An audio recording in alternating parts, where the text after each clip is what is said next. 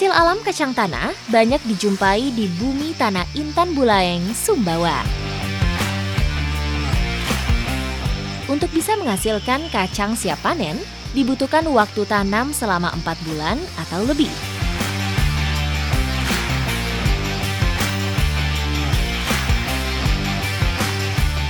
Untuk mencabut kacang ini tidak terlalu sulit.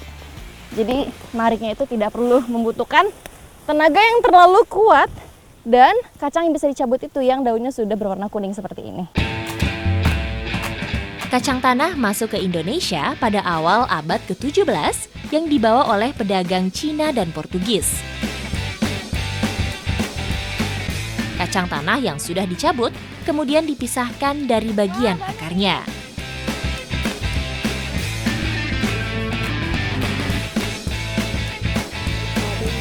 Dijual.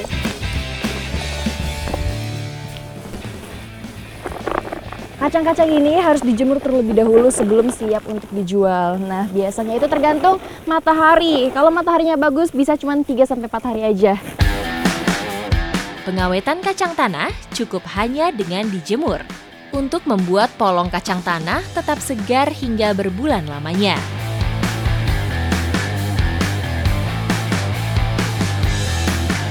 Daun lontar digunakan sebagai cetakan kue khas Sumbawa yang dikenal dengan nama manja real. Ini dia hasil buatan saya dan juga yang sudah ibu buat. Ya 11-12 walaupun punya saya lebih lonjong bentuknya, tapi rapi kan Bu? Ibu. Iya. Ibu terpaksa gitu Bu bilang iyanya Bu.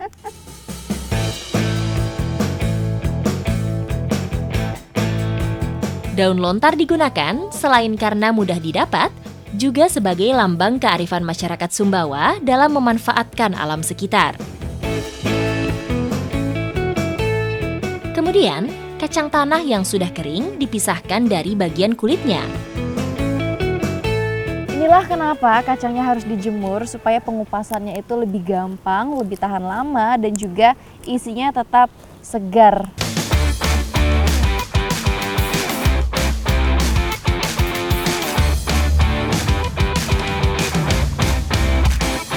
Setelah itu, tumbuk halus kacang yang sudah direbus.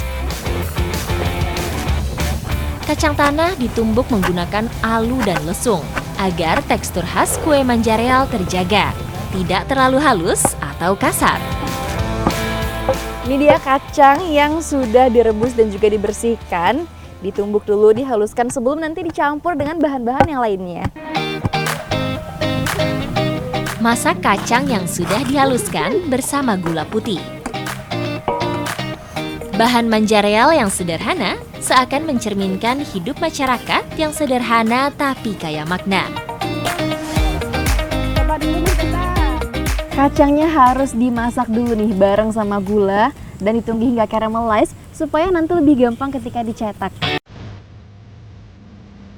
Cetak adonan manja real menggunakan daun lontar, kemudian tunggu sampai mengeras.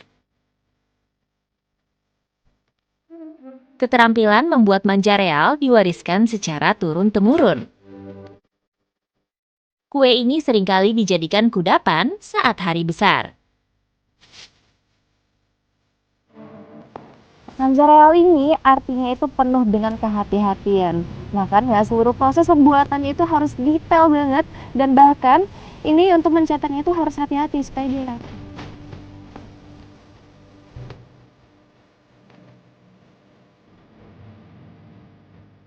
Sekarang waktunya untuk dinikmati karena manja realnya sudah jadi. Coba ya Bu, Kak.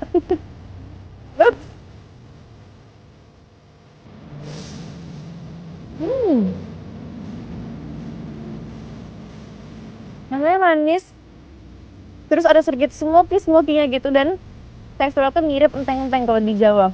Enak banget. Bentuk manja real yang cantik menjadi cerminan kearifan lokal, simbol kebersamaan dan kesederhanaan yang tak lekang oleh waktu.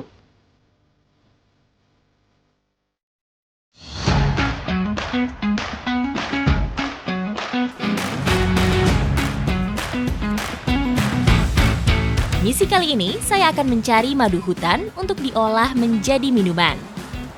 Salah satu rahasia masyarakat Sumbawa dalam menjaga daya tahan tubuh.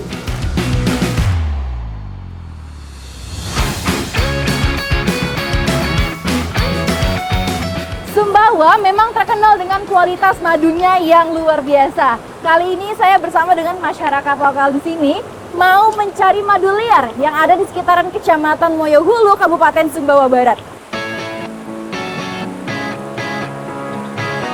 Hutan tropis di Desa Batu Tering ini sering dimanfaatkan oleh para petani madu untuk berburu madu hutan. Biasanya 1 kali dalam sepekan, pencari madu akan menelusuri hutan untuk memastikan lokasi sarang lebah.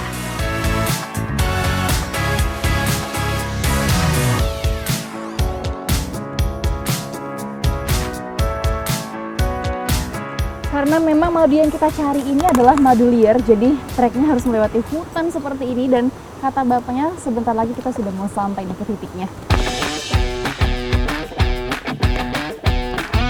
Sekitar 40 menit perjalanan, kami tiba di lokasi Boan Batu. Sebuah tebing batu yang berdiri kokoh di tengah hutan dengan tinggi mencapai 15 meter.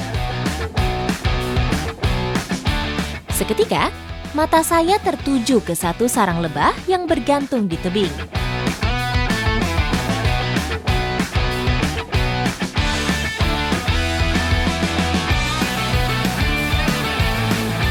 Mana Pak? Nah itu dia.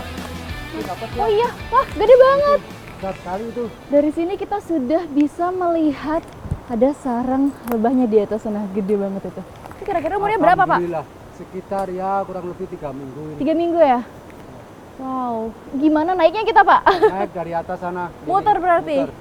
Karena memang posisinya persis banget ada di atas dan di ujung tebing, jadi kita nggak bisa naik lewat sini, kita harus muter lagi nih.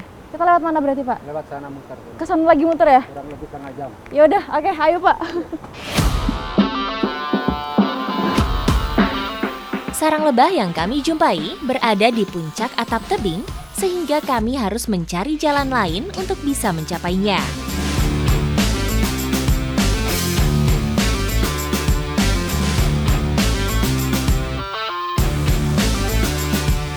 Ini selain treknya itu terjal sekali, curam, batuannya juga batuan karang, jadi tajam banget kalau kita berpegangan. Nijak ke bawah juga duri semuanya, jadi ini benar-benar luar biasa. Madunya ada di bawah situ tuh, terjal banget.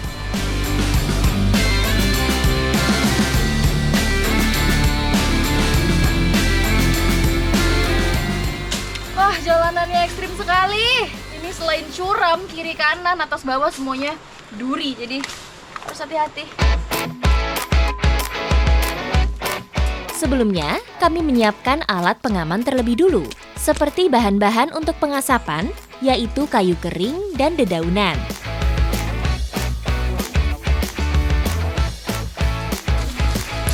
Kita sudah sampai di lokasinya dan saya lagi ngumpulin daun-daun basah nih untuk pengaman. Jadi nanti akan dibakar supaya menghasilkan asap, jadi lebahnya nggak bakalan deket-deket. Cara pengasapan saat mencari sarang lebah wajib dilakukan untuk menghindari serangan lebah. 2 buah alat pengasapan disiapkan, 1 untuk saya, 1 lagi untuk para pemburu.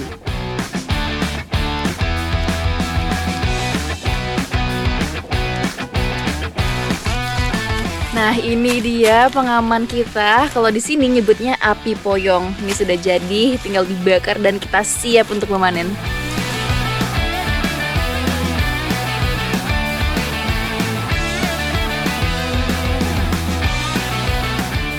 Akhirnya kita sudah sampai di titiknya, persis ada di bawah batu ini. Ini sekarang lagi nyiapin tali dulu karena memang harus turun ke bawah pakai pengaman. Bapaknya udah ngikat tali. Dilihat dari jenis sarangnya, ini merupakan jenis Apis dorsata atau lebah madu raksasa. Lebah jenis ini biasanya membuat sarang di ranting pohon dan langit-langit tebing bebatuan seperti ini.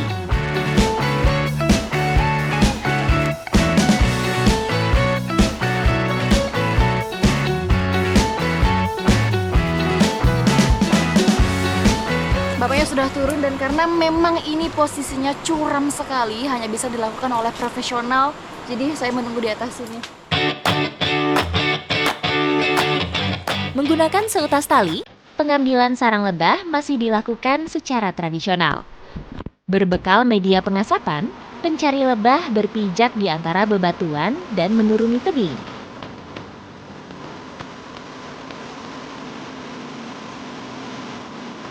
Ini dia lebahnya sudah mulai berterbangan, jadi saya harus membakar ini nih supaya aman dari sengatan lebahnya.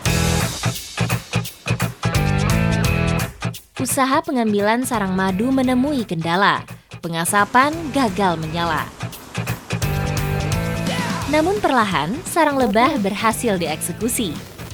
Tidak semua bagian sarang lebah mengandung madu, sehingga hanya bagian kecil saja yang diambil.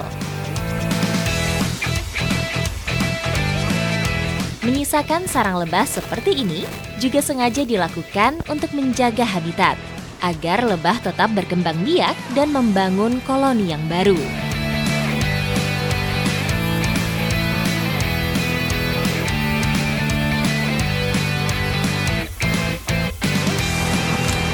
Ini bapaknya sudah selesai memanen dan kita itu memanen dengan sistem panen lestari. Jadi semua sarang lebahnya itu tidak kita ambil supaya lebahnya tetap bersarang di situ dan tidak pindah tempat. Ini dia hasil panennya, banyak sekali, nggak sia-sia, lokasinya ekstrim. Dan ini termasuk madu yang bagus ya Pak? Iya. Warnanya tuh cerah, agak putih, jadi ini kualitasnya bagus. Taruh di memang. sini nanti. Madu Sumbawa keren. Dalam sebulan, petani madu di Desa Batu Tering bisa menghasilkan 50 liter madu hutan.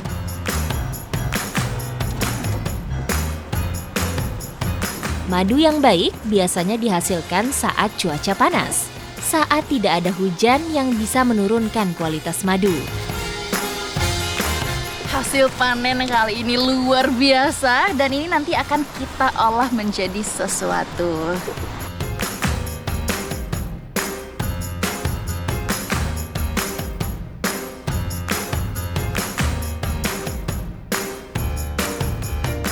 Kali ini kita akan membuat minuman penambah stamina. Di sini nyebutannya adalah muhe ya Kak? Minhe. Kita akan membuat minhe. Jadi ini campuran antara madu dan juga serai. Khasiat dan manfaat madu memang tidak diragukan lagi. Sejak ribuan tahun lalu, madu dikenal bisa menjaga daya tahan tubuh agar tetap fit dan bersemangat. Minhe atau minuman herbal merupakan minuman tradisional yang kerap dikonsumsi di Sumbawa. Cara mengolahnya, rebus air menggunakan campuran rempah hingga mendidih. Kemudian sajikan dengan campuran madu murni.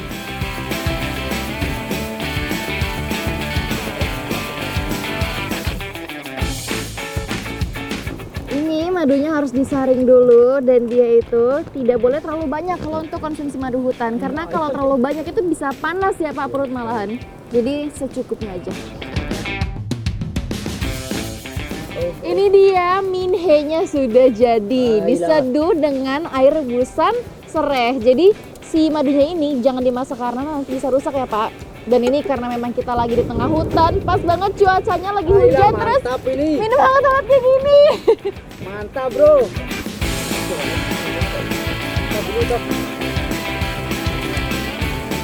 Rasanya enak banget, manis terus ditambah wangi dari serainya. Wow, betul-betul.